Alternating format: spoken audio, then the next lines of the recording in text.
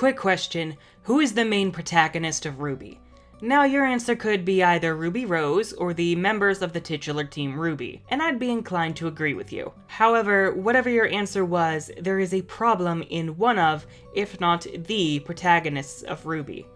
Ruby Rose lacks the necessary qualities of a good protagonist. This critique has been around for a while, but really gained traction during Volume 4, and especially during Volume 5, and not without reason. RWBY has a large cast, and oftentimes, members of the supporting cast wind up doing more for the plot than RWBY herself, or even the rest of her team. This is but one issue the show has been dealing with, and if it continues to go unaddressed, the problem will only get worse. But before we delve into exactly how RWBY fails as the protagonist, we need to take a step back and ask a much broader question.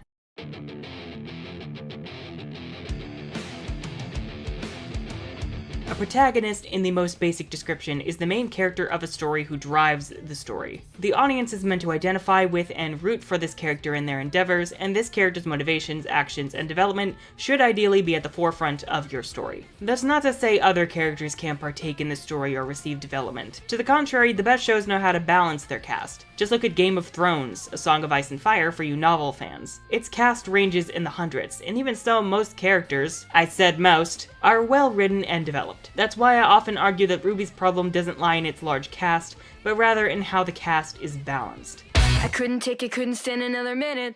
Couldn't bear another day without you in it.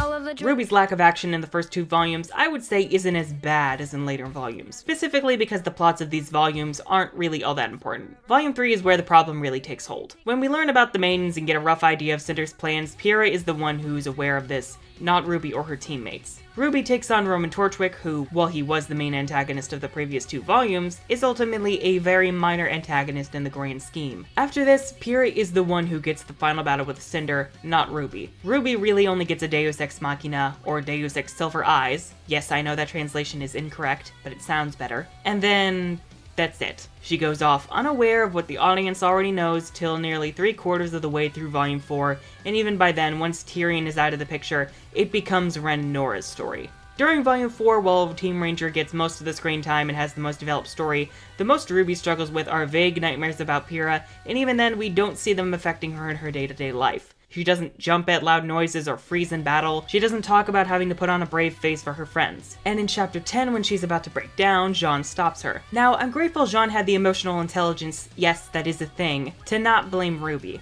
But RWBY not blaming herself despite Jean's kindness prevents us from identifying with her struggles, and therefore prevents any kind of growth that she might have experienced. Then we get to Volume 5. Team Ranger is said to be training for the first half, though all we see is RWBY trying to fight without her scythe. It has nothing to do with her character, and we don't even see her trying to integrate her semblance into fighting hand to hand. It just comes across as very gimmicky, and like the story is grasping at straws. During this, RWBY is also sitting around the house not even questioning Ozpin or Crow as to whether they're telling the truth, or even inquiring about her silver eyes or how her parents were involved in the war against Salem. The closest we get to development in Volume 5 for RWBY is our conversation with Oscar, which admittedly felt out of the blue. The thing about RWBY I like in theory is that she's optimistic.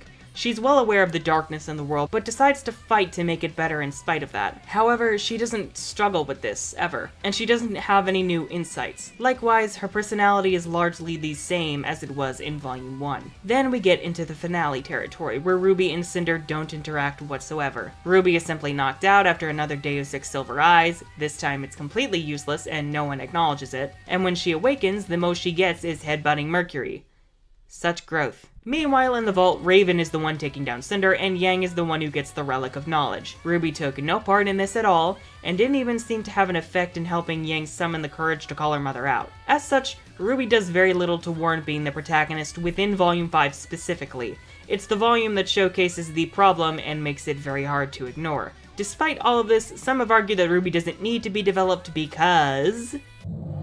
There's a point where it tips, there's a point where it breaks, there's a point where it bends, and a point we just can't take anymore. This is a very strange argument to me, as it seems to miss the point of the criticism without addressing it. Yes, the series is named for the team, not the character of Ruby Rose. However, RWBY was the first character to be introduced in both the Red trailer as well as the first episode of the series, which is titled after her name, not to mention she's the leader of the team. Saying she doesn't need to be developed when we've got the other 3 girls is like saying that a table with a broken leg is fine because the other 3 legs are just fine. Even though because of that broken leg, that table is not stable whatsoever. Let's take a look at the 2001 Justice League animated series, which is part of the much larger DC animated universe. The show is named for the group of superheroes, but arguably the leader is Superman. Even though Superman, along with Batman, had received much development in their own animated series before Justice League, they still get time to shine and develop even further. There's also the 2003 Teen Titans animated series where even though the show is named for the group, all the characters, including the leader Robin, have their own arcs, except Starfire, but she still gets time to flesh out her character. The point is, no matter what a story does, it must develop the protagonist, and RWBY is no exception. Whatever the show does with Weiss, Blake, and Yang, or any of the supporting cast, the problem with RWBY's character is still there and cannot be ignored. So, what do?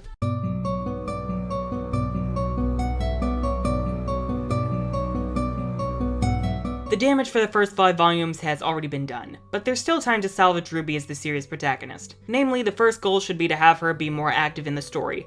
RWBY needs to be the one taking on the antagonist, either alone or with her teammates, and she needs to be the one with the most prominent conflict. Hell, perhaps this could be made personal if the antagonists bring up Summer Rose also having silver eyes, making RWBY question whether these guys are the ones that killed her mother. That's not to mention the other issue with Salem as an antagonist, along with the show not being consistent on whether Ozpin is to be trusted. As such, we can further build suspicion around Ozpin and Crow, with RWBY calling them out on hiding important information from her and the others, and tie this into Team Stark and Summer Rose. Really, these are the only things that are absolutely necessary in fixing RWBY's role as the protagonist. It's that simple, but whether Volume 6 will take this all into consideration, we'll have to wait till this fall to see. If you enjoyed this, be sure to subscribe and ring that bell for notifications because YouTube hates creators. Also consider supporting me on Patreon for early and exclusive content and access to the Asshole Parade Discord server, along with checking out the trailers and first chapter of my novel, which I'll be publishing in August. I'm the Unicorn of War, and this has been a shit show.